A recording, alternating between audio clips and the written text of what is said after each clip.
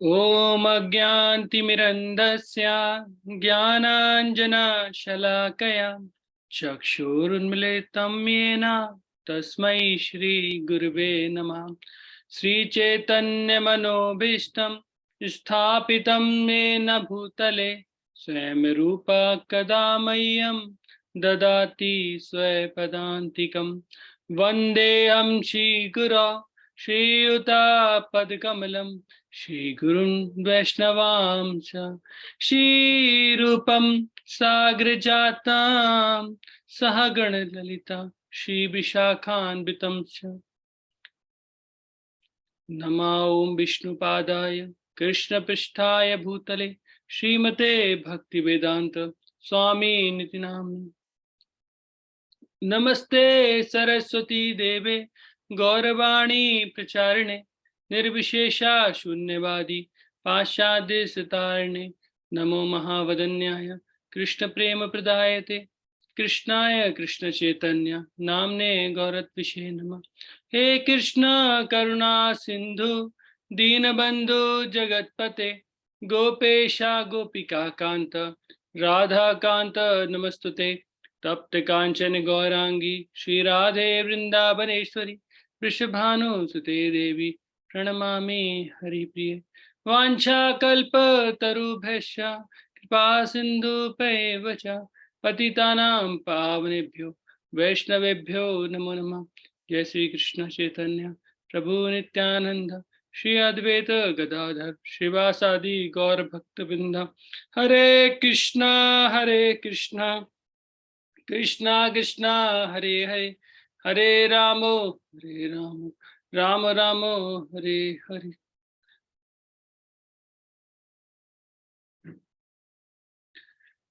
कृपया करके मेरे पीछे दोहराइए। ओम नमो भगवते वासुदेवाय। ओम नमो भगवते वासुदेवाय। ओम नमो भगवते वासुदेवाय। नारायणं नमस्कृत्यं नरं चैव नरोत्तमं देवीं सरस्वतीं व्यासं ततो जयामुदीरये। नष्टप्रायेषु अभद्रेषु नित्यं भागवत सेवया भगवती उत्तम श्लोके भक्ति भवती नैष्ठुकी। कृष्णाय वासुदेवाय नंदन गोप कुमार जन कृष्ण वासुदेव देवकी नंदनाय गोप कुमाराय गोविंदाय नमः।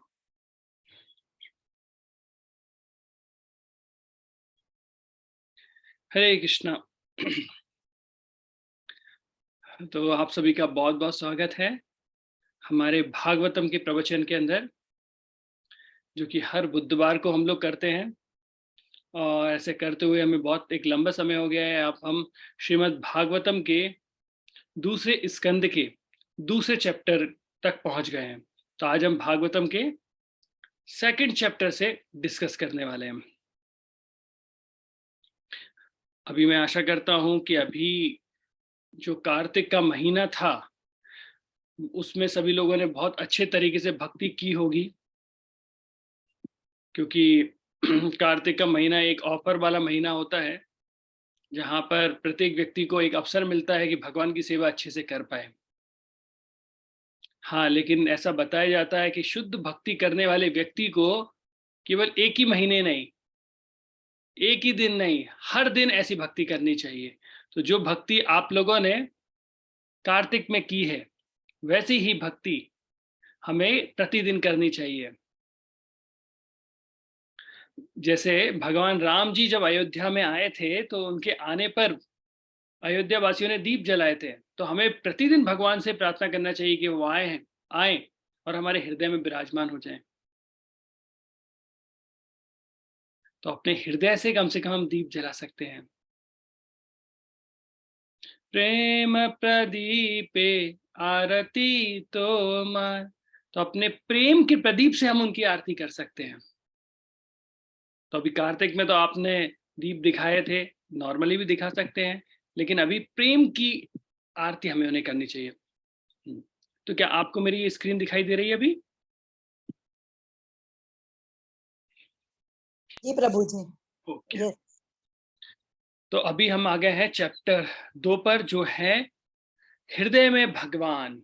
तो देखिए, लास्ट जो हमारा चैप्टर था, या फिर हम बोले जो सेकंड कैंटो का फर्स्ट चैप्टर था, उसके अंदर हम डिस्कस कर रहे थे कि भगवान को किस प्रकार से ध्यान के द्वारा समझा जा सकता है, किस प्रकार से इस विश्व के अंदर हम भगवान के दर्शन कर सकते हैं। जैसे मान लीजिए, जब कभी हम सूर्य या चंद्रमा को देखते हैं, तो देखते ही हमें समझ में आता है कि सूर्य और जो चंद्रमा है वो भगवान की दो आंखें हैं। हम जो भी शक्ति देखते हैं उससे हमें समझ में आता है कि वह भगवान की शक्ति का एक रूप है।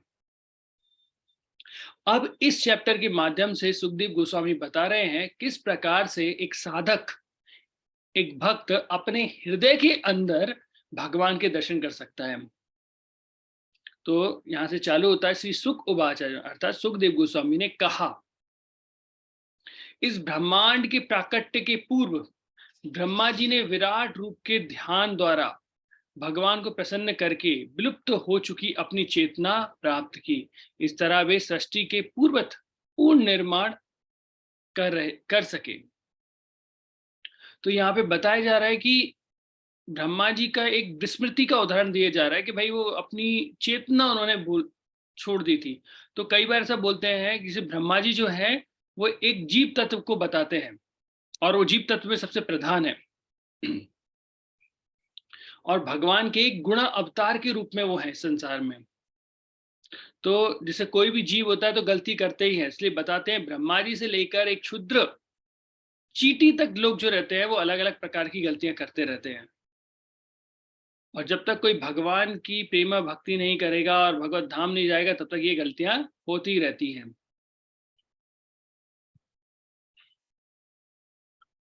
वैदिक ध्वनियां, वेद वाणी को प्रस्तुत करने की विधि इतनी मोहने वाली है कि यह व्यक्तियों की बुद्धि को स्वर्ग जैसे व्यर्थ की वस्तुओं की ओर ले जाती है। बद्ध जीव ऐसी स्वर्गिक मायामयी वासनाओं के स्वप्नों में मंडराते रहते हैं, लेकिन उन्हें ऐसे स्थानों में सच्चे सुख की प्राप्ति नहीं हो पाती। तो यहाँ पर देखिए कितने उच्च स्तर के विषय में बात हो रही है कि बोल रहे हैं कि स्वर्ग जैसी व्यर्थ की वस्तु है। तो भक्ति में आने से पहले तो हर व्यक्ति यही बोलता है कि ये जब भी कोई अच्छी स्थान पे हम जाते हैं तो देखते हैं अरे ये स्वर्ग के तुल्य है, या हमारी इच्छा है स्वर्ग में जाने की, वहां पर जाके तरह तरह के भोगों को हम लोग भोग सकें, तो ऐसी हमारी इच्छा होती है। लेकिन यहाँ पे तो बता दिया गया कि भाई कई बार वेदों की ऐसी वाणी होती है जो इतनी मन मोहने वाली होती है और व्यक्ति को मोह लेती है, उसकी बुद्धि को मोह लेती है, और व्यक्ति क्या करता है स्वर्ग जैसी व्यर्थ की वस्तुओं को। अभी आप ये समझिएगा, श्रीमद् भागवतम जो है अमलम पुराण है। अमलम मतलब होता है अमल, अर्थात जिसमें कोई भी मल नहीं है, अर्थात कोई भौतिक चीज नहीं है।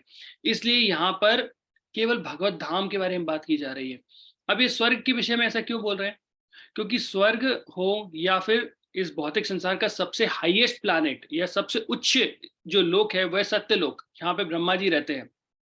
तो व्यक्ति ब्रह्मलोक तक भी चला जाएगा और नीचे पाताल लोक तक भी चला जाएगा, लेकिन ये सारा का सारा भौतिक जगत में आता है। और एक बार व्यक्ति जाता है पुनः उसे वापस आना पड़ता है, लेकिन वह भौतिक जगत में ही मंडराता रहता है। तो ऐसी ही एक कथा आती है कि जहां पर रुक्मणी जी भगवान कृष्ण को भोजन करा रही थी।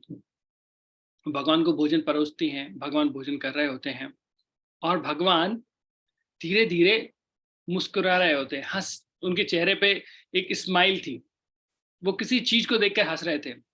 रुक्मणी जी भगवान को भोजन करा रही थी, फिर उन्हें पंखा झल रही थी, अर्थात पंखे से हवा कर रही थी, और भगवान मधुर मधुर मुस्कुरा रहे थे। तो रुक्मणी जी ने पूछा कि हे भगवान, क्या कारण है, क्या आप इतने मधुर मुस्कान आपके उस पे है, क्या हुआ, आपने क्या देखा? भगवान नहीं, कोई बात नहीं, ऐसे ही है। नहीं, ऐसा नहीं है, कोई तो बात है जिसके कारण से आप इतना प्रसन्न चित्त में है, ऐसा हंस रहे हैं, आप किस चीज को देख के आपके चेहरे पे हंसी आ रही है? तो भगवान कृष्ण रुक्मणी जी को बताते हैं कि देखो वो चिंटा आपको दिखाई दे रहा है? बोला हाँ। जो एक छोटी सी जो गुड़ के दाने को लेके जा रहा है? बोला कि हाँ। कि ये जो चिंटा है वो कोई साधारण चिंटा नहीं है, ये चिंटा 21 बार इंद्र बन चुका है। देखिए, इंद्र बनना इतना आसान नहीं है। इंद्र बनने का मतलब क्या होता है? जिस व्यक्ति ने 100 बार अश्वमेध यज्ञ पूर्ण कर लिए हैं, वो व्यक्ति इंद्र बनता है। तो ऐसे व्यक्ति ने 100 बार अश्वमेध यज्ञ कितनी बार किए? 21 बार। अगर वो इंद्र बना है तो मतलब 2100 बार उसने अश्वमेध यज्ञ पूर्ण किए हैं। और करने के बाद क्या हुआ? वो व्यक्ति वापस यहाँ पे आ गया। तो भगवान कृष्ण रुक्मणी से यही बोलते हैं कि देखिए, इतने बार इंद्र बनने के बाद भी ये व्यक्ति की परिस्थिति क्या हो गई है? ये वापस चिंता बन के आ गया है। बोला जितना उसने अश्वमेध यज्ञ करने में प्रयास किया था, उसका आधा अगर वो प्रयास भक्ति में लगा देता। इतनी कठिनाई के साथ सोचिए, एक अश्वमेध यज्ञ करना इतना आसान नहीं होता है। लेकिन बोला इतना अश्वमेध यज्ञ करने में उसने हिम्मत, इतना समय सब लगाया था। बोला उससे आधा पूर्ण मन के साथ अगर भगवान को शरणागत हो जाता, बोला मेरी भक्ति कर रहा होता, उसे वापस इस जगत में नहीं आना पड़ता। अश्वमेध यज्ञ व्यक्ति ने किया, कई किए, इंद्र बन गए, स्वर्ग का भोग किया, फिर क्या हुआ? वापस इस जगत में आना पड़ा। और जगत में आके क्या हुआ? वापस पुनरपि जननी पुनरपि जननम पुनरपि मरणम पुनरपि जननी जठरे सहनम ई संसारे। है ना? तो यहाँ पर क्या हो रहा है? बोला वापस आ रहा है व्यक्ति, जन्म ले रहा है, मर रहा है, जननी के जठर मतलब पेट में आ रहा है, और फिर हमको लग रहा है बहुत अच्छा हो रहा है। लेकिन भगवान क्या बोल रहे हैं?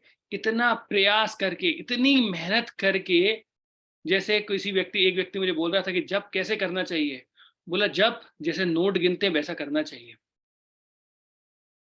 है ना? जैसे आप जप करते हो, तो बोला कैसे करना चाहिए? जैसे नोट गिन रहे होते हैं हम लोग। जैसे जब आपने कभी देखा है किसी व्यक्ति को मोबाइल चलाते हुए नोट गिनते हुए? कोई ऐसा व्यक्ति देखा है कि मोबाइल चला रहा है, टीवी देख रहा है और नोट गिन रहा है? या फिर घर से बाहर जा रहे हैं तो बस केवल वो नोटों की गड्डी को गिनते हुए जा रहा है? नहीं ना? बड़े ध्यान से 99 निकल गए, अरे 99 कैसे, फिर दोबारा गिनेगा। है ना? और हमारी बोले एक माला इधर उधर हो गई, बोले कम चढ़ाई थी कि नहीं चढ़ाई थी, बोले चलता है ना, भगवान समझ जाएंगे। लेकिन नोट अगर 99 हो गया या 98 हो गया तो परेशानी हो जाती है, दोबारा व्यक्ति गिनता है। और अगर उस व्यक्ति को बोलो कि भाई जितना एक खजाना है, यहाँ से जितना लेके जाना है उतना लेके जाओ, बस काउंट करते हुए लेके जाओ, तो व्यक्ति बोलेगा हाँ हाँ। तो सबसे पहले वो भगवान के पिंक अवतार को ही स्पर्श करेगा, अर्थात 2000 के नोट को पहले लेके जाएगा और गिनेगा, और जितना चाहो उतना लेके जाएगा। लेकिन जब आती है भगवान के गोलों के प्रेमधन हरिनाम संकीर्तन, अर्थात भगवान के नाम की, तो व्यक्ति को बहुत सारी चीजें याद आ जाती है। तो कम से कम कितनी चेतना होनी चाहिए? केवल नोट गिनते टाइम जितना आप ध्यान से करते हो उतने टाइम ध्यान से चैंटिंग कर लीजिए।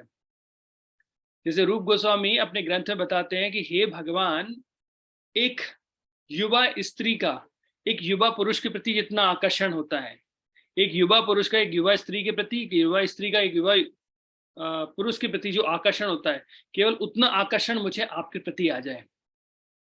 ये बड़ी बड़ी बातें नहीं कर रहे हैं वो कि भगवान असंख्य प्रेम मुझे आ जाए, अहेतु के प्रेम नहीं बोला।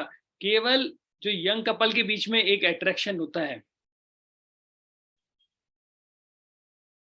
ना, तो वो केवल उतना प्रेम आ जाए। है ना? कोई एक और भक्त बताए थे कि वो आपस में गाते भी हैं, तुझ में रब दिखता है यारा मैं क्या करूं।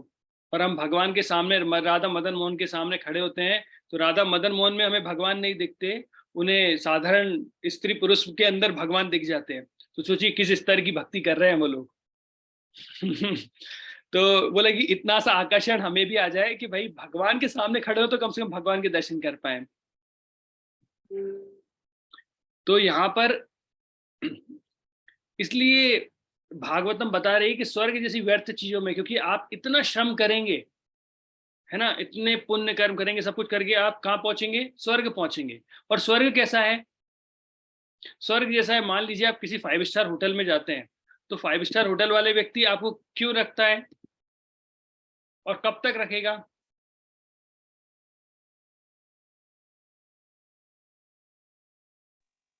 जब तक हम पैसा देंगे। करेक्ट। जब तक आपके पास पैसा है, आप पैसा देंगे, तब तक वो वहां की 5 स्टार होटल जो एक स्वर्ग के तुल्य है उसकी सुख सुविधाओं को आप भोगेंगे। और जैसे ही पैसा खत्म, तो भाई वापस आप चाहिए यहाँ से, आपके लिए यहाँ कोई जगह नहीं है। तो वैसे ही स्वर्ग जो है, जब तक आपके पुण्य कर्म थे, आप वहां वो भोग करोगे, फिर वापस आ जाओ, वापस लौट कर। छिन्ने पुण्य मृत लोके पुनरागत, अर्थात जैसे ही आपके पुण्य क्षरण हो जाते हैं, तो व्यक्ति को वापस मृत लोक में वापस आना पड़ता है। तो इसलिए भगवान बोल रहे हैं, क्यों व्यर्थ करना है, समय व्यतीत करना है स्वर्ग जाकर। जितनी एनर्जी वहां दे रहे हैं, उतनी एनर्जी केवल भक्ति करने में देते हैं। जैसे लोग जॉब करते हैं, 14 घंटे 16 घंटे मेहनत करते रहते हैं, हम बोल रहे हैं केवल कुछ 2 घंटे अच्छे से जप कर लोगे तो ये मेहनत नहीं करना पड़ेगा।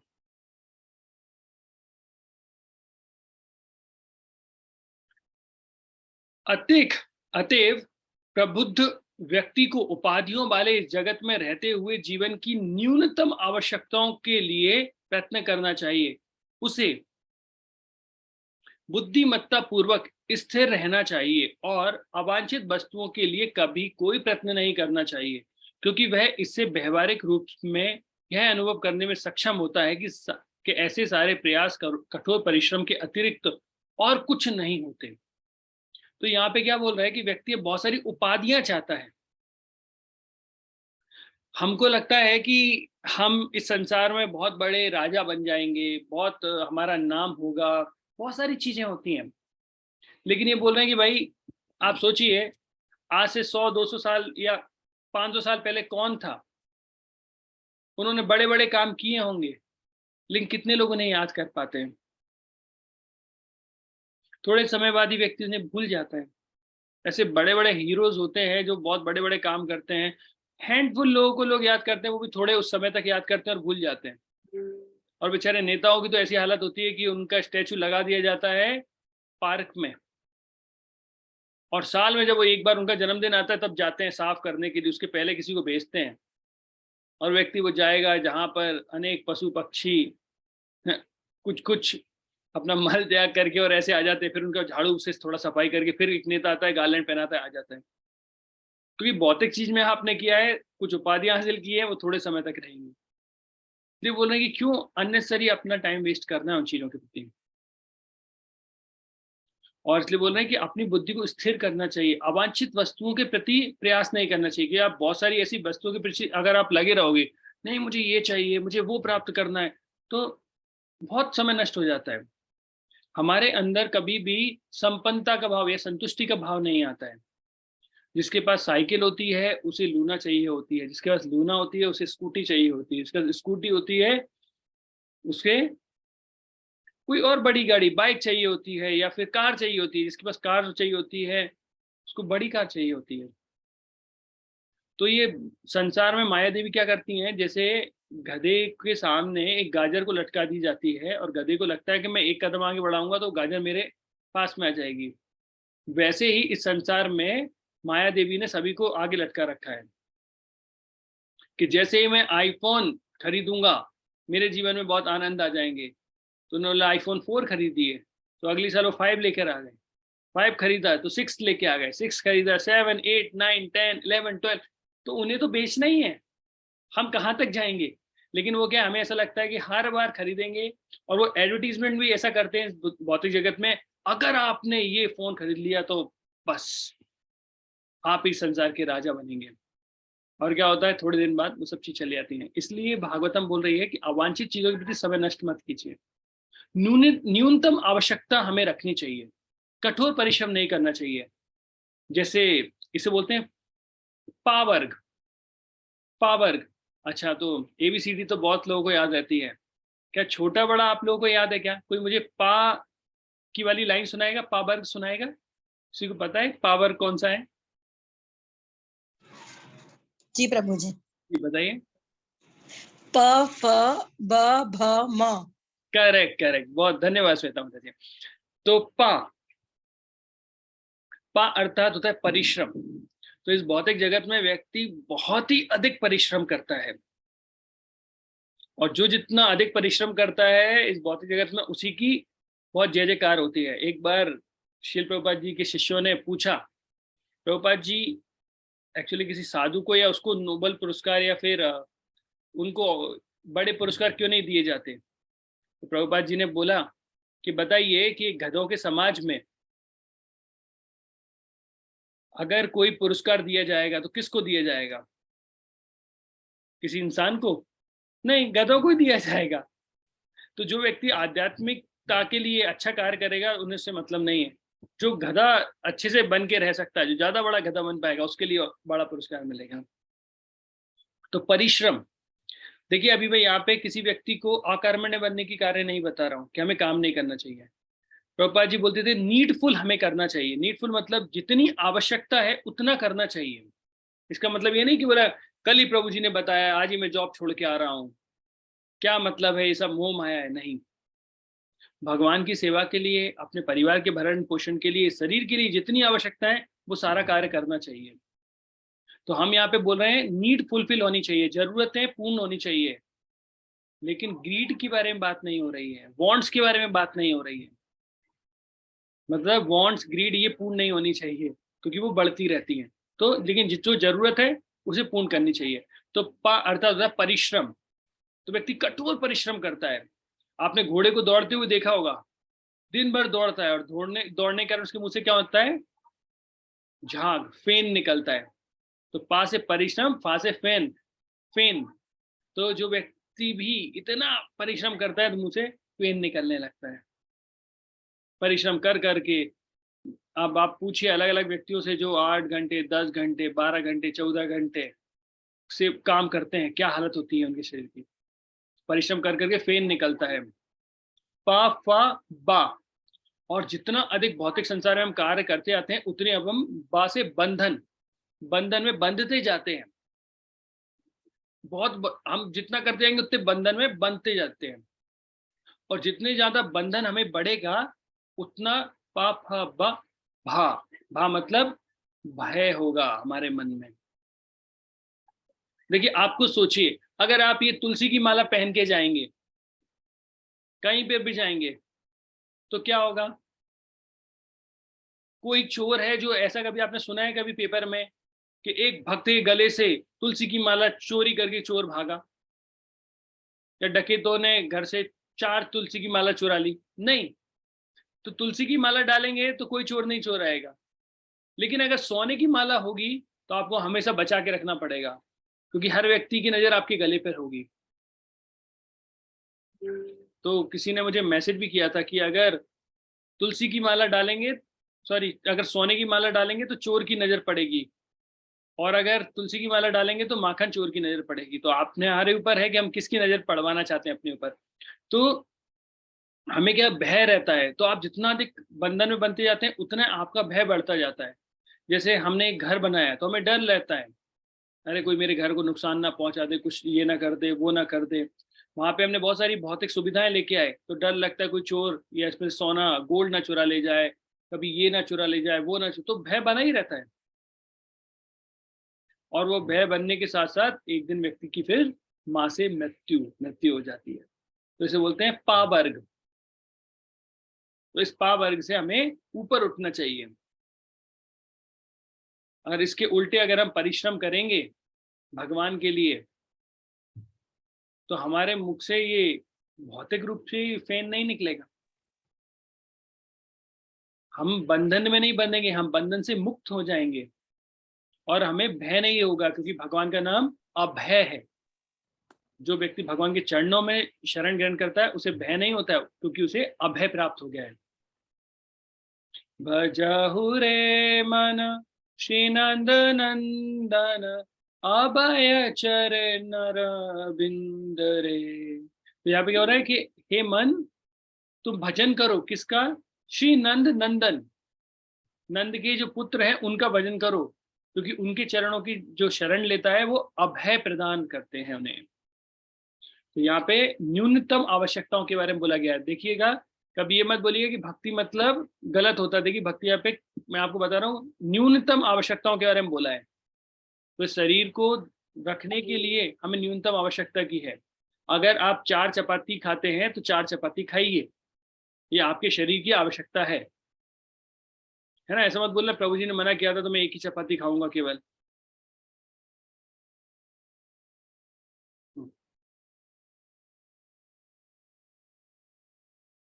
अभी देखिए श्रीमद् भागवतम में कितने वैराग्य के बारे में और कितने अच्छे तरीके से बताया गया है।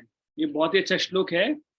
जब लेटने के लिए विपुल भूखंड पड़े हैं तो चारपाइयों तथा गद्दों की क्या आवश्यकता है। बोला कि जब लेटने के लिए जमीन इतनी है तो फिर हमें चारपाई अर्थात पलंग की क्या आवश्यकता है, बेड की क्या आवश्यकता है, गद्दों की क्या आवश्यकता है। जब अपनी बाहों का उपयोग कर सकता है तो फिर तकिए की क्या आवश्यकता है। जब मनुष्य अपनी हथेलियों का उपयोग कर सकता है तो तरह तरह के बर्तनों की क्या आवश्यकता है। जब पर्याप्त ओढ़न अथवा वृक्ष की छाल उपलब्ध है तो फिर वस्त्र की क्या आवश्यकता है। तो भागवतम बोल रहे हैं इतनी कम न्यूनतम आवश्यकताओं पर चले जाना चाहिए। लेकिन शील प्रभुपाद जी का अगर हम ये देखेंगे तो प्रभुपाद जी बोलते हैं कि ऐसा नहीं है कि भाई हमें वस्त्र त्याग देना चाहिए और वापस जो पशु है उसके समान विचरण करना चाहिए। इसका मतलब ये होता है कि बिल्कुल न्यूनतम आवश्यकताओं पे कार्य करना चाहिए, है ना। तो जितनी न्यूनतम आवश्यकताओं पे आप कार्य करेंगे, क्यों ऐसा बोला जा रहा है कि आप जितनी भौतिक चीज को कम करेंगे और अपने जो समय बचेगा उसे अगर आप आध्यात्मिक रूप से आगे बढ़ाएंगे तो आपकी भक्ति में प्रगति होगी। जैसे बोलते हैं उपवास, आज हमने व्रत रखा है, उपवास रखा है, तो उपवास का मतलब क्या हुआ। उप मतलब होता है निकट, वास मतलब रहना। तो निकट रहना, किसके निकट रहना, भगवान के निकट रहना। या फिर साबूदाने की खिचड़ी, आलू के पकोड़े, चिप्स, फल, इन चीजों के पास में रहना, है ना। तो उपवास का मतलब होता है रहना। और यहाँ पे उपवास में सब चीजें क्यों छोड़ी जाती है कि एक ऐसा दिन जहां पर हम अपने जो शरीर की भौतिक क्रियाएं हैं इनको बंद करके ज्यादा से ज्यादा समय हम काय में लगाएं, आध्यात्मिक क्रियाओं में लगाएं। क्योंकि जब हम खाते हैं तो खाने के बाद क्या होता है, हमारे और भी वेग बढ़ते हैं, हमें वॉशरूम जाना पड़ता है, हमें नींद आती है, बहुत सारी चीजें होती है। तो उस दिन उन्होंने कहा कि भाई आप कम खाइए, है ना। आप खुद देखिए, आप एक बार जब कीजिए खाना खाने से पहले और एक खाना खाने के बाद, तो आपको दोनों का अंतर समझ में आ जाएगा। क्योंकि जो हमारा खाना खाते हैं तो जब भोजन पेट में पहुंचता है तो उसे पचाने के लिए बहुत अधिक रक्त की आवश्यकता होती है। और रक्त जब जाता है तो उसके कारण वो ऑक्सीजन की बॉडी में कमी होती है और व्यक्ति को नींद आती है। तो इसलिए वो बोल रहे हैं कि कम खाइए, कम सोइए, लेकिन कम खाना और कम सोने के कारण क्या कीजिए, ज्यादा से ज्यादा आध्यात्मिक गतिविधियां कीजिए।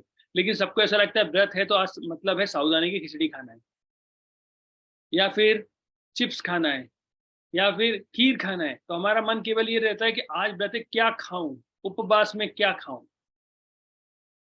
इसलिए एक बार जो शिल प्रभुपाद जी के गुरु महाराज थे, श्रीमद भक्ति सिद्धांत सरस्वती ठाकुर महाराज, तो उन्होंने एक बार देखा कि उनके मठ में सभी लोग सोए हुए थे। तो उन्होंने बोला क्या हुआ, आज सब लोग सोए हुए, कोई प्रचार पे नहीं गया।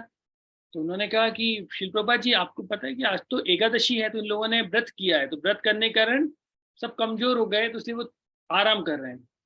तो वो भक्ति सिद्धांत महाराज किचन में गए और उन्होंने दाल चावल की खिचड़ी बनाई और खिचड़ी बना के सबको बुलाया कि लो आओ और खाओ। बोला खिचड़ी खाओ और प्रचार पे जाओ। बोला तुम्हारा भूखा रहना इंपॉर्टेंट नहीं है, तुम्हारा प्रचार पे जाना इंपॉर्टेंट है। और जब हम ग्रंथ पढ़ते हैं, अच्छा आप मुझे बताइए, तो क्या उनका व्रत टूट गया? नहीं। एक्चुअली मैंने जब जब मैं पढ़ रहा था कि एकादशी के व्रत में क्या क्या चीजें रहती हैं, तो उसमें एक चीज लिखा था मेडिसिन। यहाँ आप मेडिसिन ले सकते हैं, दूसरा गुरु का आदेश।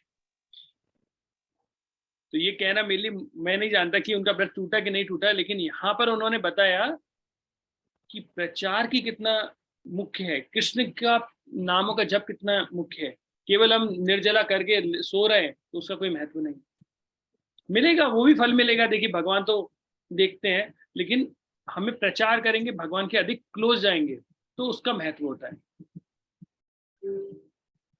तो यहाँ पर प्रभुपाद जी ने बहुत अच्छे तरीके से बताया है।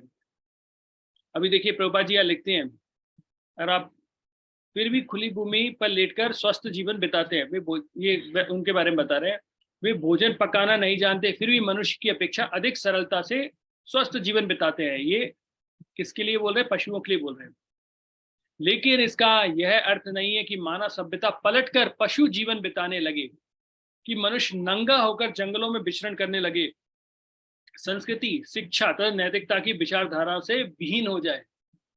बुद्धिमान मनुष्य कभी पशु जीवन नहीं बिता सकता, अपितु मनुष्य को चाहिए कि अपनी बुद्धि का उपयोग कला तथा विज्ञान, कविता, दर्शन में करे। तो यहाँ पर प्रभुपाद जी क्लियर बता रहे हैं कि ऐसा नहीं कि भागवतम ऐसा बोल रही, भागवतम का कहने का मतलब है कि आपकी आवश्यकताओं को न्यूनतम करो, लेकिन पशु नहीं बनना है हमें।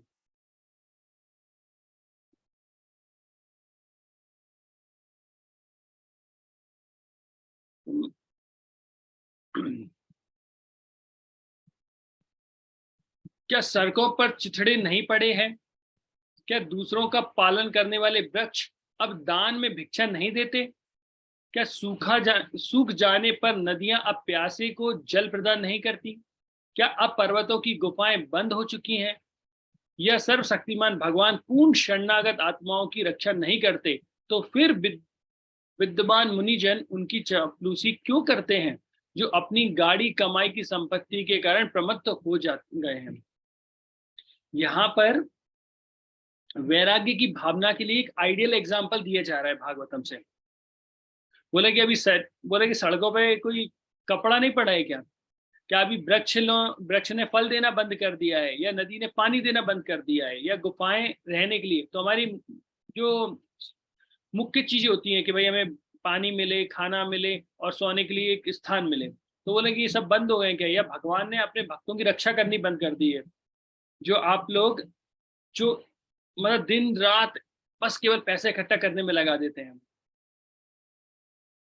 सीत आतब बात बरीषण, ये दिन यामिनी जागीरे, विफल से बिनु कृपण दुर्जन, विफल से बिनु कृपण दुर्जन, चपल सुख लब लागी।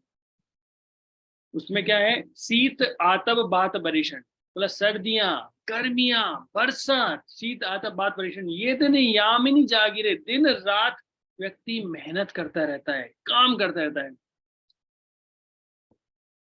किसके लिए? विफल से बिनु कृपण दुर्जन, ऐसे ऐसे जो बिल्कुल कृपण व्यक्ति हैं, ऐसे ऐसे लोगों की सेवा करते रहता है। क्यों? चपल सुख लब लागिरे, केवल थोड़े से सुख प्राप्त करने के लिए। चपल मतलब थोड़ा सा सुख प्राप्त करने के लिए व्यक्ति दिन रात अपना ये काम करता है। लेकिन मुख्यतः देखिए यहाँ पर सन्यासियों के बारे में बोला जा रहा है ना? तो सन्यासी के लिए क्या स्टैंडर्ड इसमें लिखा गया है, आप समझेगा। सन्यास कभी भिक्षा मांगने या परजीवी बनकर दूसरों पर निर्भर रहकर जीवित रहने के लिए नहीं है। शब्दकोश के अनुसार परजीवी वह है जो समाज को किसी प्रकार का योगदान किए बिना समाज के खर्च पर ही जीवित रहता है। तो बोला कि कई बार सन्यासी जो लोग हैं, जो व्यक्ति सन्यास ग्रहण करता है, हमारे 4 आश्रम होते हैं, जैसे ब्रह्मचारी, गृहस्थ, वानप्रस्थ और सन्यास। जैसे कई बार लोग मुझे बोलते, प्रभु जी आप सफेद कपड़े पहनते, धीरू और प्रभु गेहूं का कपड़ा सैफरन पहनते, क्या अंतर है? धीरू और प्रभु भी ब्रह्मचारी आश्रम में है, मैंने मैरिज शादी की, मैं गृहस्थ आश्रम में हूँ, तो हम में दोनों में से कोई भी सन्यासी नहीं है ना? तो कई बार हम हमारे इंडिया में एक ये चीज है कि जो व्यक्ति धोती कुर्ता में देखा उसे गुरुजी, महाराज, सन्यासी बोल देते हैं, या गेहूं का कपड़ा देखा, अरे महाराज, अरे सन्यासी जी, या गुरुदेव करके बोलते हैं। कई बार वो सरकास्टिक वर्ड्स होते हैं, लेकिन फिर भी मैं आपको बताऊंगा कि वो ब्रह्मचारी हैं, मैं ग्रस्त हूँ। हाँ, नागदा में जब हम हिज होलीनेस भक्ति प्रेम स्वामी महाराज को लेके आए थे, वो सन्यासी हैं।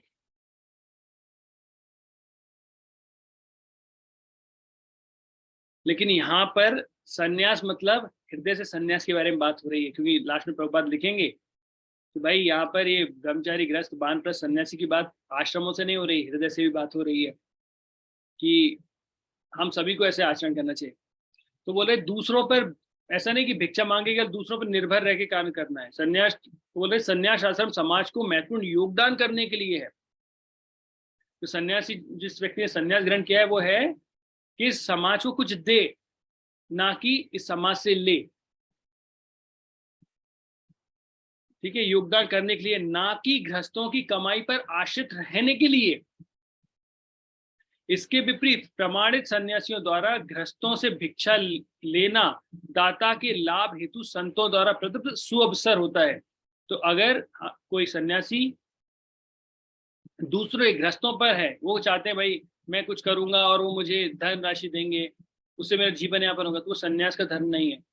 जबकि वो धन देकर उसकी धन की शुद्धि करते हैं भगवान की सेवा में लगाकर, वो प्रमाणित सन्यासी है। और हमारा भी कर्तव्य है कि हमें उन्हें धन देना चाहिए, लेकिन देखकर कि प्रमाणित है कि नहीं। सनातन धर्म प्रथा में सन्यासी को भिक्षा देना गृहस्थ का कर्तव्य होता है और शास्त्रों का आदेश है कि वे सन्यासियों को अपने परिवार के बालक जैसे माने और बिना मांगे भोजन वस्त्र आदि प्रदान करें। तो देखिए यहाँ पे गृहस्थ व्यक्तियों के लिए भी बोला गया है कि हमको उनको बच्चे की तरह ट्रीट करके और भोजन पानी वस्त्र देना चाहिए बिना मांगे। देखिए यह शब्द लिखा हुआ है, बिना मांगे। बोला अरे प्रभु जी महाराज ने तो बोला ही नहीं हमको, इसलिए प्रभुपाद जी यहाँ लिख दिए बिना मांगे भोजन वस्त्र आदि प्रदान करें। इसलिए छद्म सन्यासियों को श्रद्धालु गृहस्थों की दान वृत्ति का अनुचित लाभ नहीं लेना चाहिए। लेकिन यहाँ पे प्रभुपाद जी बता रहे हैं कि भाई कुछ छद्म ब्रह्म सन्यासी भी होते हैं, मतलब उनका जीविका का साधन क्या है? जीविका का साधन है कि भाई हम सन्यासी हैं और आप गृहस्थ लोगों का कर्तव्य है कि आप हमें दान दें। नहीं, आप उन्हें दान उनसे ले रहे हैं तो इसका मतलब है कि आपको ज्ञान या उनको उनकी कृष्ण भावना में आगे बढ़ाना चाहिए और तब वो दान देते हैं। आप दान का मतलब ये नहीं कि भाई इतना पैसा उतना पैसा, ये सब डिपेंड करता है। संन्यास आश्रम के प्रत्येक व्यक्ति का यह प्रथम कर्तव्य है कि मनुष्य के लाभ के लिए कोई साहित्यिक कृति प्रदान करे जिससे उन्हें आत्म साक्षात्कार की अनुभूति की दशा प्राप्त हो सके, है ना। तो यहाँ पर सन्यासी के बारे में बोला कि उनका कर्तव्य है कि उन्हें भाई सब लोगों को ऊपर उठाना चाहिए, क्योंकि गृहस्थ व्यक्ति ही, मतलब चारों आश्रमों में अगर आप देखेंगे तो गृहस्थ व्यक्ति होता है जो धन उपार्जन कर रहा होता है, ना तो ब्रह्मचारी करता है, ना ही वानप्रस्थी करता है, ना सन्यासी करता है। तो उनको दान देना चाहिए। लेकिन सन्यासी ब्रह्मचारी इन सबका कर्तव्य है कि भाई उस व्यक्ति को केवल फंसे नहीं रहने देना है, उसको ऊपर उठाना है। तो ज्ञान के माध्यम से भी उठा सकते हैं।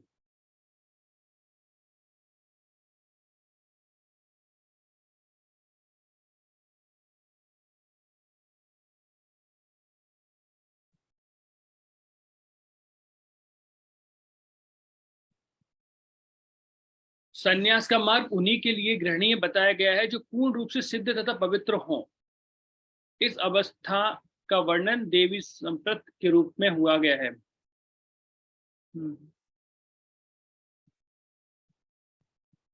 हाँ देखिए अब यहाँ पे क्या लिखा गया है,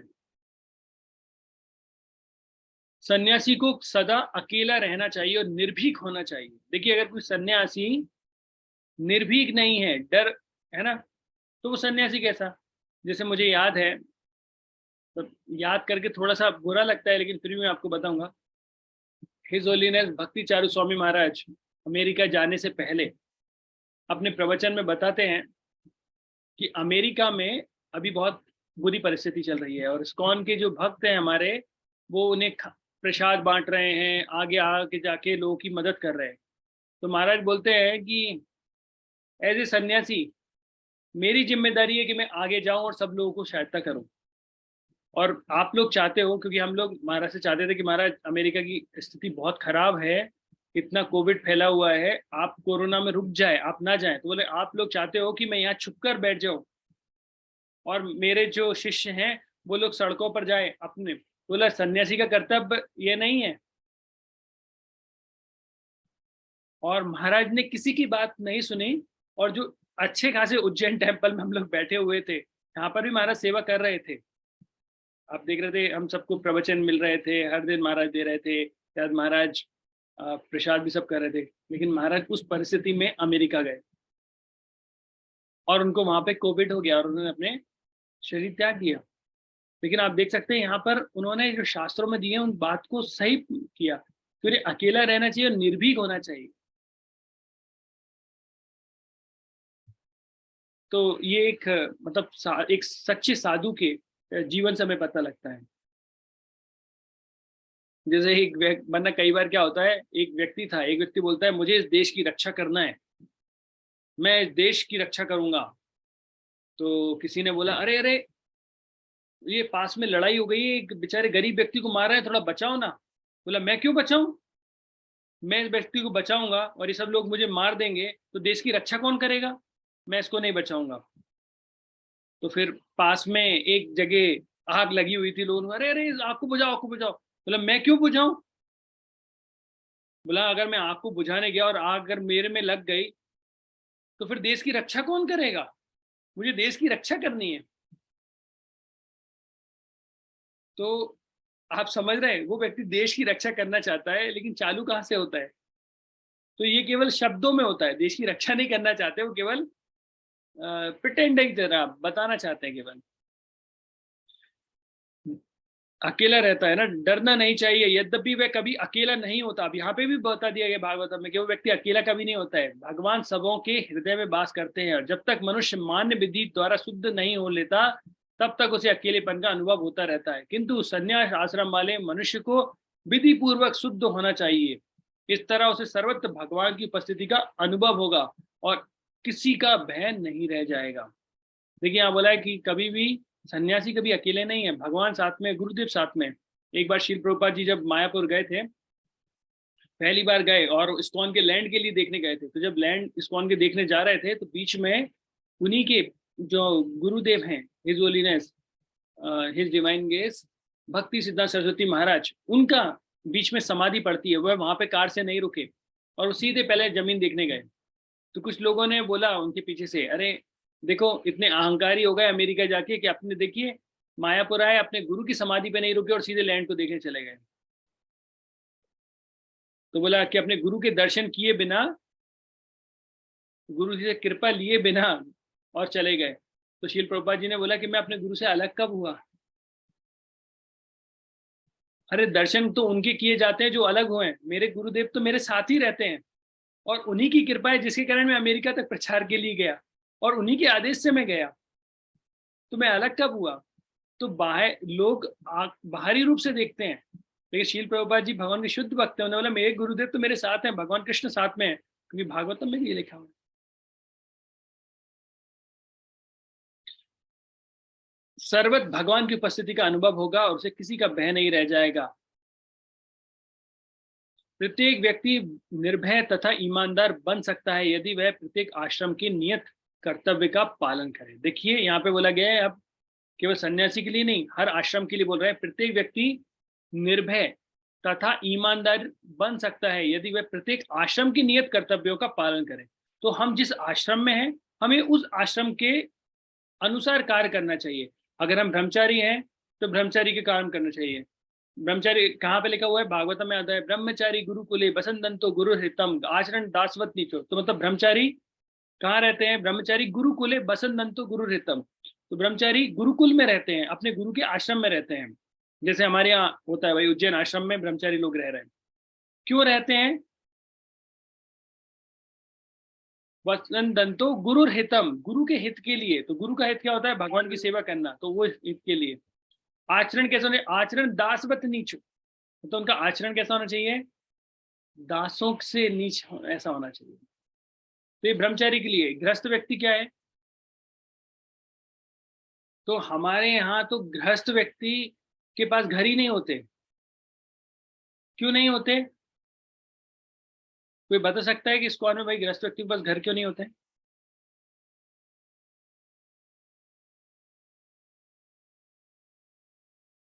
इतने सारे यहाँ गृहस्थ व्यक्ति हैं। बोला, प्रभु जी हमारे तो आप रजिस्ट्री देख लीजिए, हमारे पास घर है, घर प्लॉट मकान सब है, आप बताइए। आप बोल रहे घर ही नहीं है। कोई बता सकता है?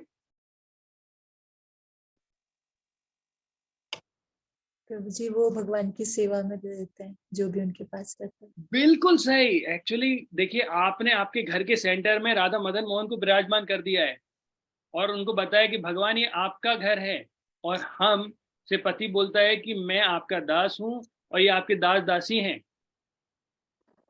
तो वो घर थोड़ी है, वो तो मंदिर है। घर है ही नहीं है हमारे पास, हम तो मंदिर में रह रहे हैं। और उस मंदिर के भाई मालिक जो है वो राधा मदन मोहन है, वो हमको सबको पता है।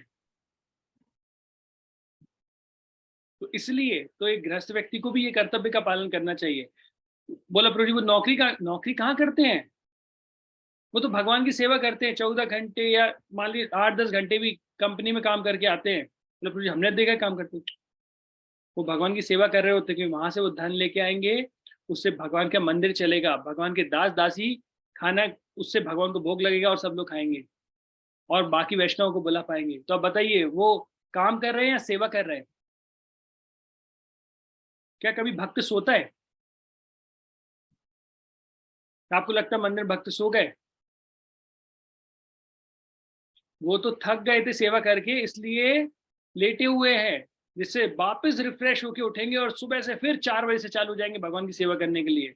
भगवान ऐसा देख रहे हैं कि मेरा भक्त सो रहा है, भगवान देख रहे हैं 6 घंटे से दंडवत मारे जा रहे हैं। और तो और कुछ भक्त तो ऐसे होते हैं जो 8-9 घंटे तक दंडवत मारते रहते हैं। और पूरी संडे को तो सेवा भाव और बढ़ जाता है, कई बार तो 9-10 घंटे हो जाते हैं सेवा भाव में, दंडवत मारते ही रहते हैं। तो भगवान अलग तरीके से देख रहे होते हैं। तो हमें जिस भी आश्रम में हम हैं, तो गृहस्थ आश्रम के जो कर्तव्य हैं वो हमें पालन करना चाहिए। कैसे करना चाहिए? निर्भय के साथ और ईमानदारी के साथ। मनुष्य वैदिक, सॉरी 2 और रह गए, वानप्रस्थ। वानप्रस्थ मतलब थोड़ा घर की सारी जिम्मेदारियां कंप्लीट जब हो जाती हैं तो हमें वानप्रस्थ ले लेना चाहिए। वानप्रस्थ अर्थात वन में जाके रहना चाहिए। और सबसे अच्छा वन कौन सा है? सबसे अच्छा वन कौन सा है? वृंदावन, वृंदावन से है ना? तो वृंदावन में जाके रहना चाहिए। और वृंदावन अर्थात जहां पर भगवान निवास करते हैं। और फिर सभी को प्रयास करना चाहिए कि वानप्रस्थ का संन्यास आश्रम में जाना चाहिए और पूर्णतः भगवान को मनसा कर्मणा वाचा तीनों तरीके से भगवान पे डिपेंडेंट होना चाहिए और सारी सेवा करनी चाहिए। लेकिन इसका मतलब ये नहीं कि सन्यासी या ब्रह्मचारी प्रचार कर सकते हैं, हर व्यक्ति प्रचार कर सकता है ना? मनुष्य वैदिक आदेशों का श्रद्धा पूर्वक श्रवण करके तथा भगवान की भक्ति द्वारा वैदिक ज्ञान के सार को आत्मसात करके अपने नियत कर्तव्यों में स्थिर हो सकता है।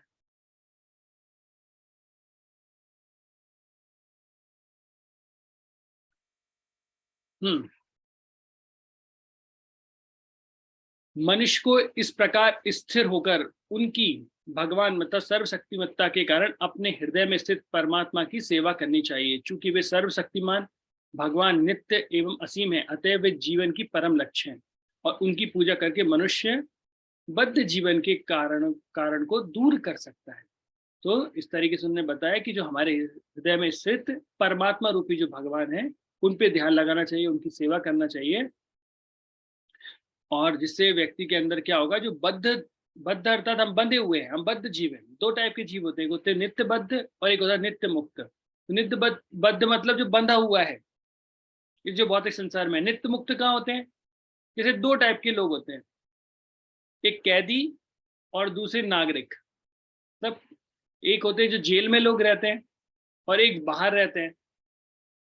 तो कैदी जो होते हैं वो कहाँ, जेल में रहते हैं, उनने कोई गलत काम किया है उसके कारण उनको जेल में रहना पड़ता है। लेकिन जो अच्छे व्यक्ति नागरिक रहते हैं वो शहर में रहते हैं, क्योंकि वो राजा के नियमों का पालन करते हैं।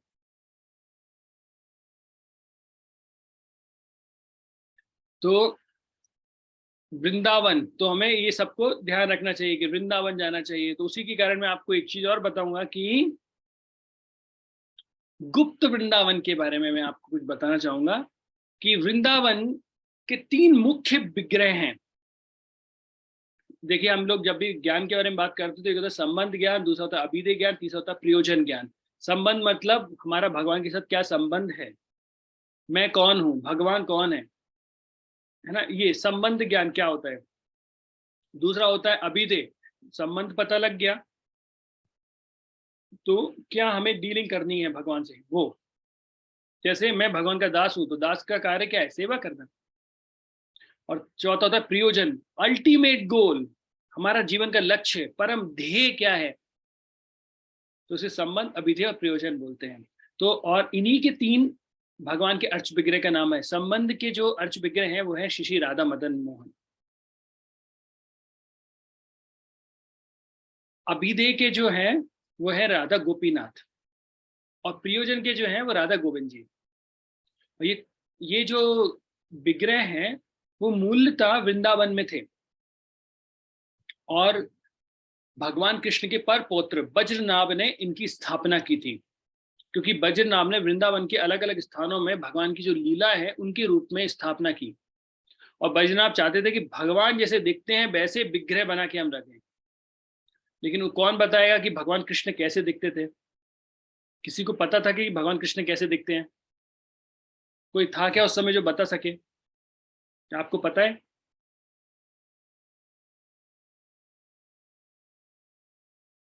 उस समय एक व्यक्ति थे जिनको पता था, वो थे उत्तरा। तो उत्तरा को पता था, क्योंकि उत्तरा ने भगवान को देखा है ना। अर्जुन की बहू, अर्जुन के पुत्र अभिमन्यु, अभिमन्यु की पत्नी उत्तरा, तो उसने देखा हुआ था भगवान को। तो उन्होंने विग्रह बनाए, और विग्रह बनाने के बाद उत्तरा ने बताया कि श्री श्री राधा मदन मोहन के जो चरण कमल हैं वो कैसे दिखते हैं, वो भगवान श्री कृष्ण के जैसे दिखते हैं। श्री श्री राधा गोपीनाथ जी का जो वक्ष स्थल है, चेस्ट है, वो कैसा है? सेम भगवान कृष्ण के जैसा है। और श्री राधा गोविंद जी का जो चेहरा है वो सेम भगवान कृष्ण के जैसा है।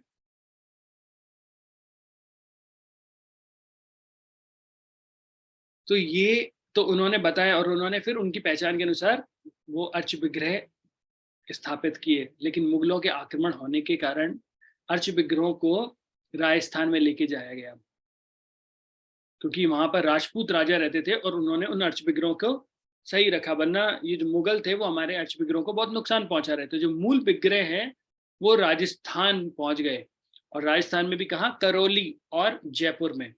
तो आज जो 3 मूल विग्रह हैं, श्री श्री राधा मदन मोहन, श्री श्री राधा गोपीनाथ और राधा गोविंद जी, ये तीनों विग्रह राजस्थान में जयपुर और करौली में। मदन मोहन गोविंद जी हमारे जयपुर में है, राधा मदन मोहन करौली में है, और गोपीनाथ आई थिंक यहीं पर जयपुर में है।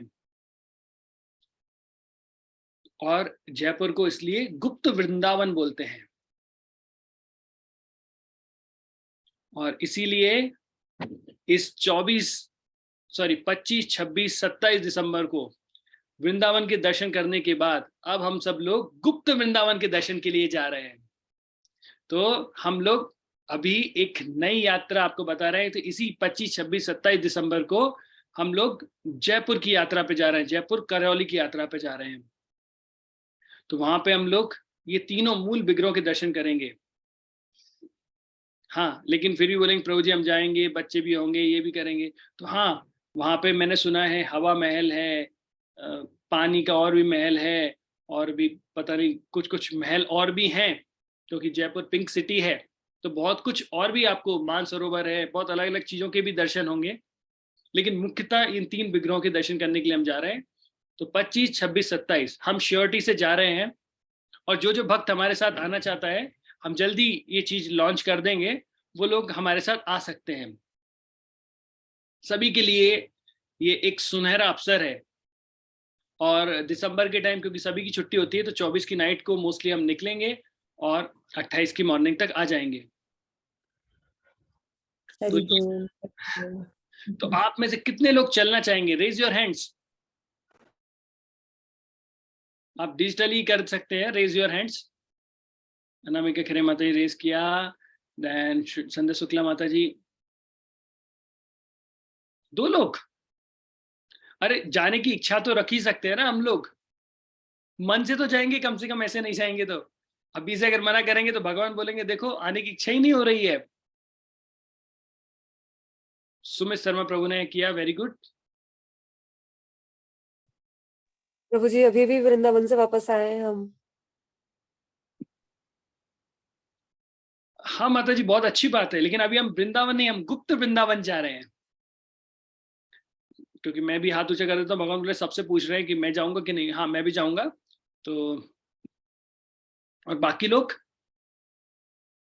ठीक है, जो जाएगा बहुत अच्छी बात है, जो नहीं जाएगा कोई बात नहीं, आप उस तरीके से भी अटेंड कर सकते हैं। लेकिन इट्स अप टू यू, क्योंकि हम लोगों ने अभी डिसाइड किया कि हम लोग जाएंगे, तो अपने हैंड मतलब लोअर कर सकते हैं थोड़ा थोड़ा लेकिन हम लोग जाएंगे जरूर। जो जो भक्त जाएंगे हम सब उनको लेके जाएंगे, जो नहीं जाएंगे आप हमारे साथ मानसिक रूप से जा सकते हैं, है ना। मेंटली तो हम कम से कम जा ही सकते हैं। तो एटलीस्ट मुझे ये बताइए मेंटली कितने लोग जाएंगे, वो रेज हैंड कीजिए। भले ही आप ऑफिशियली ना जा पाए, लेकिन मेंटली कितने लोग जाएंगे? Yes yes yes, very good. केवल 6 7।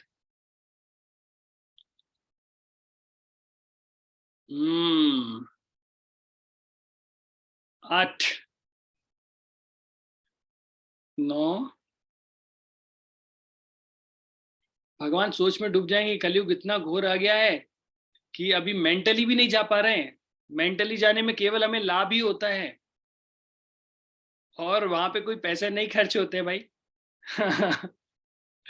ठीक है, it's up to you. So thank you very much. तो हम लोगों ने ये, मैंने आपको अभी बता दिया। एक और आपके लिए अपडेट है जो मैं आपको बताना चाहता हूँ। इस्कॉन डिसाइपल कोर्स, जिसे आईडीसी कोर्स बोलते हैं, जो कि सबसे सिंपल कोर्स होता है, जिसके अंदर हम लोग गुरु तत्व के विषय में डिस्कस करते हैं। ये इस्कॉन का सबसे पहला कोर्स होता है और ये सबसे नॉर्मल कोर्स होता है। और जो भक्त दीक्षा लेना चाहते हैं या भक्ति में गंभीर होना चाहते हैं वो इस कोर्स को करते हैं। इस कोर्स में कोई श्लोक याद नहीं करना होता है, मैं आपको पहले बता दूं। इसके अंदर केवल 6 से 7 लेक्चर होते हैं, जिसके अंदर नॉर्मल डिस्कशन होता है।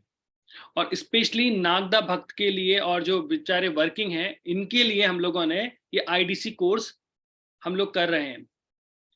और कई अभी मेरी माताजी वगैरह से भी बात हुई थी, तो उन्होंने बताया कि प्रभु जी बिजी रहते हैं, वर्किंग रहते हैं, टाइम नहीं होता है। इसलिए हम लोगों ने डिसाइड किया है कि केवल हम संडे टू संडे ये क्लासेस करेंगे। ऑल्दो इस्कॉन की अभी तक हमने सुना नहीं कि संडे टू संडे ये क्लास हुई है, लेकिन क्योंकि आप लोगों के पास समय नहीं है, लेकिन हम पहली बार वो कर रहे हैं।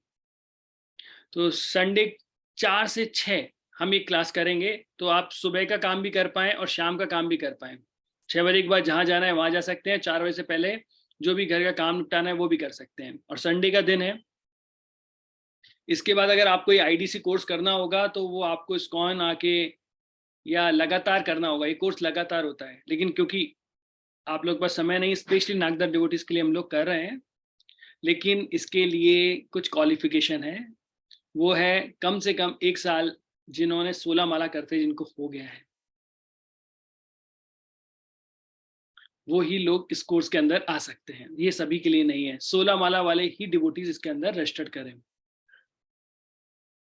तो ये रजिस्टर्ड लिंक वगैरह जो है हम लोग आपको ऑलरेडी, और मेरी और धीर गौर प्रभु दोनों की तरफ से आपको रिक्वेस्ट है कि प्लीज़ जो लोग 16 माला कर रहे हैं, प्लीज़ इस कोर्स के लिए आप कीजिए। क्योंकि अगर आप सोचिए संडे को, वो भी एक मतलब हर संडे को अगर आप 2 घंटे नहीं निकाल पा रहे हैं, वो भी आपके अकॉर्डिंग 4 से 6 हम लोग करने का प्रयास कर रहे हैं। इस कोर्स के अंदर कोई बड़ा एग्जाम नहीं होता है, केवल ओपन बुक एग्जाम होता है, जिसमें आप कुछ जो पढ़ेंगे उसमें से क्वेश्चन के आंसर लिखकर आप दे सकते हैं, जो कि इतना टफ नहीं होता है। ना तो कोई श्लोक आपको याद करना है, बस केवल आपको वहाँ अवेलेबल लेकर क्वेश्चंस के आपस में डिस्कशन हमको करना होता है। लेकिन अगर हम लोग सोचिए संडे टू संडे अगर ये टाइम नहीं निकाल पाएंगे, तो फिर बाद में कैसे पॉसिबल होगा। और ये क्योंकि इसमें ये चीजें जानना जरूरी है, जो व्यक्ति भक्ति में गंभीर हो गए हैं उन लोगों के लिए। सुनीता नेगी माता जी, आपने हैंड रेस किया है, कुछ कहना चाहते हैं माता जी? हरे कृष्णा। हरे कृष्णा। क्या आप लोगों को, बाकी लोगों को मेरी आवाज आ रही है? अच्छा ठीक है। तो ये हमारी हम्बल रिक्वेस्ट है सभी से कि जो 16 माला कर रहे हैं कृपया करके इस कोर्स के लिए रजिस्टर्ड करें। सेकंड टाइम हम लोग करेंगे, लेकिन कब करेंगे वो नहीं पता है हमें। और ये जो फ्लेक्सिबिलिटी है, आप लोग केवल क्लास सुनना है और थोड़ा कन्वर्सेशन उसके अंदर रहेगा। तो प्लीज़ प्लीज़ प्लीज़ इस कोर्स के लिए रजिस्टर कीजिए। और अगर मान लीजिए कुछ छूट भी जाता है, कुछ होता है, तो हम लोग देख सकते हैं, बात कर सकते हैं रिकॉर्डिंग्स के माध्यम से, या किसी तरीके से हम डिस्कस कर सकते हैं, है ना। तो वैसे मुझे लगता है कि अगर आप प्रयास करेंगे तो भगवान आपके साथ जरूर देंगे, और मोस्टली आपके पास टाइम आ जाएगा संडे को 4 to 6। कुछ भक्त लोगों से मेरी बात हुई थी, वो चाहते थे गर्मियों में, हम गर्मियों में भी प्रयास करेंगे, लेकिन वो मोस्टली कितना संभव हो पाएगा वो मैं अभी प्रॉमिस नहीं कर पाएंगे, लेकिन हाँ हम जरूर प्रयास जरूर करेंगे उसके लिए। और इसमें ऐसा कुछ भी नहीं है कि प्रभु जी कर रहे हैं, अगर प्रभु जी बिजी हैं तो माता जी नहीं कर सकती हैं, और माता जी बिजी हैं तो प्रभु जी नहीं कर सकते हैं। जो भी फ्री है वो कर सकता है। अगर प्रभु जी फ्री है तो वो कर सकते हैं, और माता जी फ्री है तो माता जी कर सकती हैं। यहाँ पर ऐसा कुछ नहीं है कि आपको कपल को ही साथ में बैठना पड़ेगा। तो ओके, तो ऑलरेडी 9:30 हो गए हैं, तो अगर किसी का कोई प्रश्न है तो प्रश्न कर सकता है। क्या किसी का कोई प्रश्न है?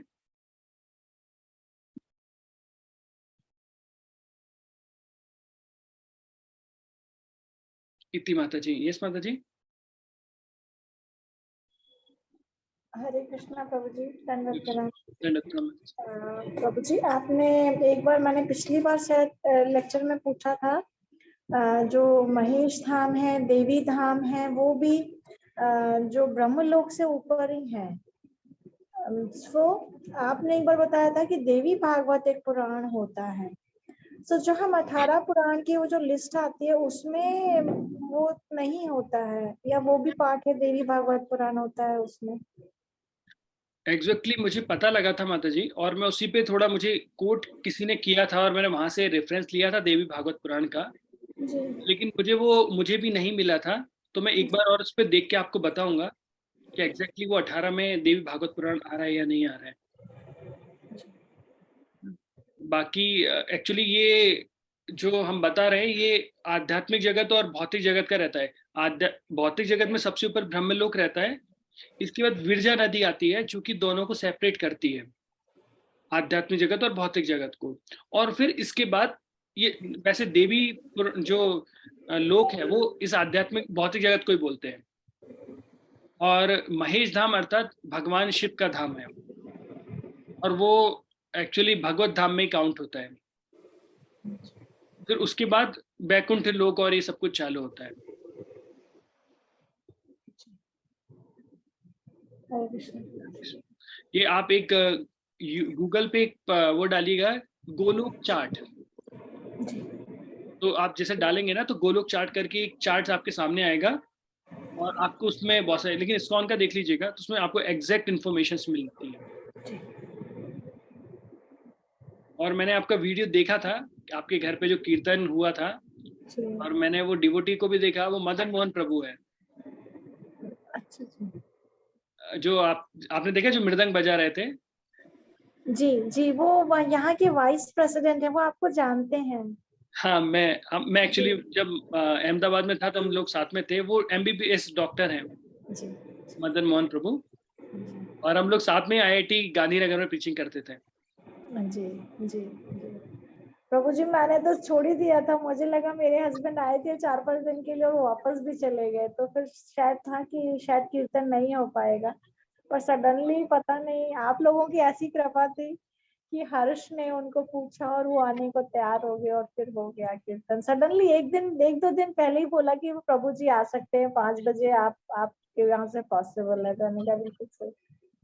जी, वो भी कार्तिक मास में हो गया। प्रभु जी बहुत बिजी रहते हैं, वो बहुत जगह जा रहे हैं कीर्तन करने, वो तो उनकी कृपा है कि वो आ गए, शायद आपका कनेक्शन था जो भी था। मुझे वैसे नहीं पता, बुलाने में मेरा कोई कनेक्शन नहीं था। हाँ, लेकिन वी आर गुड फ्रेंड्स, तो हम लोग वहाँ पे थे, साथ में प्रचार करते थे। तो उस तरीके आप, अगर आपने बताया था उनको हम लोगों के बारे में? जी, वो पूछ रहे थे कि आप भगवत गीता क्लासेस लेते हैं या नहीं, तब मैंने बताया था कि मैं इस्कॉन उज्जैन ग्रुप से जुड़ी हूँ, और हम ये ऐसा करते हैं, और हर वेडनेसडे को सत्संग होता है, आप दोनों लेते हैं, तो बताया। जी, तो उन्होंने बोला ठीक है, बहुत अच्छा, फिर तो आप कर रहे हैं, मतलब उनको लगा कि शायद हम लोग नए हैं, पर उनको लगा अच्छा ठीक है आप कर रहे हैं ऑलरेडी, तो इट्स गुड। प्रभु जी, अब ऑनलाइन आप लोग की इतनी कृपा है कि आप लोग यू आर सो काइंड, आप लोग हमें ऑनलाइन कनेक्ट कर रहे हैं, भगवान का घर में आके हमें हरि कथा सुना रहे हैं, नहीं तो पता नहीं हम लोग कैसे सुनेंगे। नहीं माता जी, क्या है, कलयुग है ना, तो यहाँ पर कलयुग के अकॉर्डिंग ही चीजें चल रही है। अभी टेक्नोलॉजी का यूज माया देवी कर रही है लोगों को बिगाड़ने में, तो भक्त लोग टेक्नोलॉजी का इस्तेमाल कर रहे हैं भक्तों के मतलब भक्ति देने के लिए। जी थैंक यू वेरी मच माता जी। ओके, तो आज के सत्संग को हम यहीं पर विराम देते हैं। तो बहुत बहुत धन्यवाद आप सभी का इतने धैर्यपूर्वक के प्रवचन सुनने के लिए, और हर बुधवार को आकर ये सेवा प्रदान करने के लिए हम लोगों को, कि हम भागवतम के बारे में कुछ बोल पाए। तो बहुत बहुत धन्यवाद आपका। जगत गुरु श्री प्रभुपाद की जगत। कोई प्रश्न? बबीता माता जी, आपका प्रश्न है? हरे कृष्ण प्रभु जी, पांचान प्रणाम। हेलो, मेरी आवाज आ रही है? यस माता जी। हाँ जी, जो दिसंबर वाला जो गुप्त वृंदावन का जो कार्यक्रम है, वो तारीख में मतलब भूल गई। वो माता जी हम 25, 26, 27 को जाएंगे। 25, 26, 27 जी जी जी। और अभी मतलब लक्ष्मी का नहीं है ना निर्धारण, कितना क्या लगना है, कहाँ से जाना है अभी? हाँ माता जी, आज ही हम लोगों ने अभी थोड़ा डेट अभी फाइनल करके हमने डिसाइड किया था, क्योंकि हम पहले जी हरिद्वार जाने का सोच रहे थे, और लेकिन अभी दिसंबर में सभी की छुट्टियां होती हैं तो टिकट्स अवेलेबल नहीं हो रहे हैं। लेकिन अभी जी क्योंकि अवेलेबल है, इसलिए हम लोगों ने कहा कि हम लोग जाएंगे। जी। तो वैसे जी, भगवान से हम लोग अभी 12 तारीख को वहां जा रहे हैं साउथ यात्रा पे। बहुत अच्छी बात है माता जी, जय। जी जी। उसके बाद जनवरी में पुरी का भी है जाने का। जय जय जय। जी प्रभु जी हमको भी लेके जाइएगा जगन्नाथपुरी, हमारी भी इच्छा है, तो इस ट्रिप के बाद जगन्नाथपुरी भी लेके जाइएगा। माता जी, हम लोग तो आप लोग को हर जगह लेके जाना चाहते हैं। हमारी तो इच्छा ही होती है कि आप लोग जितना जल्दी जल्दी जाना चाहें उतना लेके जाएं। तो आप लोग सब जगन्नाथ जी से प्रार्थना कीजिए, और हम भी जगन्नाथ जी से प्रार्थना करते हैं कि भगवान आप जहाँ पे जॉब करते हैं उनके बॉस को सद्बुद्धि दे और आपको जल्दी जल्दी छुट्टी दे दे, जिससे आप लोग सब जा सकें, क्योंकि भक्त लोगों की तो बहुत इच्छा है, लेकिन वो आपको छुट्टी मिल जाए। जी प्रभु जी। कोशिश तो कीजिए, मैं बस अभी भक्तों से चाहता हूँ कि एटलीस्ट मेंटली तो कोशिश कीजिए कि हाँ हम जा पाए। श्री बिल्कुल। प्रभुपाद जी से एक व्यक्ति ने पूछा कि प्रभुपाद जी, भक्ति में उन्नति के लिए हमें क्या करना चाहिए? तो प्रभुपाद जी एक बोला, हमारी कलयुग के लोग हैं, इतनी बुद्धि नहीं है, एक शब्द में बताइए, बताइए क्या करना चाहिए? प्रभुपाद जी ने एक शब्द में आंसर दिया, बोला डिजायर। केवल इच्छा रखिए कि मैं अच्छी भक्ति कर पाऊंगा, और अच्छी भक्ति करनी है मुझे, डिजायर। तो फिर प्रभुपाद जी से उन्होंने बोला, प्रभुपाद जी ऐसी इच्छा ही नहीं आती है, हम तो कंपनी से आते हैं तो केवल बॉस का चेहरा ही दिखाई देता है हमको, है ना, और या फिर हमारे वो डायरेक्टर या प्रिंसिपल यही लोग दिखते हैं, और भगवान की मुरली की जगह केवल हाथ में हमें गन दिखती है, कब उनको शूट करना है। तो क्या करना चाहिए ऐसी डिजायर अगर नहीं आए भक्ति में प्रगति के लिए? तो प्रभुपाद जी ने तो उसके लिए फिर वापस 2 वर्ड में आंसर दिया, डिजायर फॉर डिजायर। हमें ऐसी इच्छा करनी चाहिए, मतलब ये अभिलाषा होनी चाहिए कि हमारी ऐसी इच्छा आए कि हम भक्ति में करेंगे, हम जगन्नाथपुरी जाएंगे, जगन्नाथ जी के साक्षात दर्शन होंगे हमें, हम मायापुर जाएंगे महाप्रभु के बर्थ प्लेस पर जहाँ सारे तीर्थ आए हैं, वृंदावन जाएंगे, साउथ इंडिया जाएंगे, हरिद्वार जाएंगे।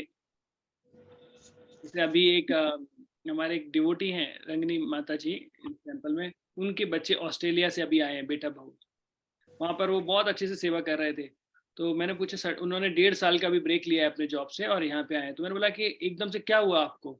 बोला हम वहाँ पे देख रहे थे इतने सारे एक्सीडेंट्स हो रहे हैं, इतने सारे हार्ट अटैक्स आ रहे हैं, इतने लोग इतना काम करते हैं, 14-14 घंटे काम करके इतना फाइनेंशियली स्टेबिलिटी बना लेते हैं, लेकिन एकदम सडनली एक हवा का झोंका आता है और सब खत्म हो जाता है। उन्होंने बोला अगर ये हमारे साथ हुआ तो क्या, हमने पैसा तो बहुत कमा लिया लेकिन कभी उसका उपयोग नहीं कर पाए, दूसरी बात वो टाइम भगवान को नहीं दे पाएंगे तो लाइफ ही खत्म हो जाएगी। तो लेट वी डू भक्ति नाउ, मतलब हम जवानी पूरा काम करते हैं कि भाई बुढ़ापे में काम वो कर पाएंगे, और बुढ़ापे में शरीर में शक्ति नहीं होती है। आजकल आप लोग सब सुन रहे हैं हार्ट अटैक कब आ जाता है, ये कब आता है, एक्सीडेंट कब होता है, और माया देवी आपको बस ये बोलती रहती है यू आर स्पेशल, सबके साथ होता है आपके साथ नहीं होगा। तो उन्होंने मुझे बहुत अच्छा आंसर दिया और उसे सोच के मुझे भी बहुत अच्छा लगा। उनको लगता है ये हमारे प्लान पे प्लान होते हैं, तो हमें ये प्लान भी करना चाहिए, कब भगवद गीता कंप्लीट करेंगे, कब भागवतम कंप्लीट करेंगे, कब यहाँ तीर्थ पे जाएंगे, कब ये करेंगे, क्योंकि मटेरियल प्लान्स के साथ ये स्पिरिचुअल प्लान्स भी होने चाहिए। और धन्यवाद, बबीता माता जी ने लिखा था पंचांग प्रणाम। तो एक्चुअली ऐसा बताते हैं कि जो माता जी होती है वो पंचांग प्रणाम करते हैं, शास्त्रों में बताया, और जो मेल्स होते हैं वो प्रभु जी लोग अष्टांग प्रणाम करते हैं। तो थैंक यू माता जी। तो बहुत बहुत धन्यवाद आप सभी का। जगद्गुरु श्री प्रभुपाद की जय। ग्रंथराज श्रीमद् भागवतम की जय। जय अमृत जय भक्त बिंद की जय। निताय गौर जय। प्रेमानंदे। हरि हरि बोल। हरि हरि बोल।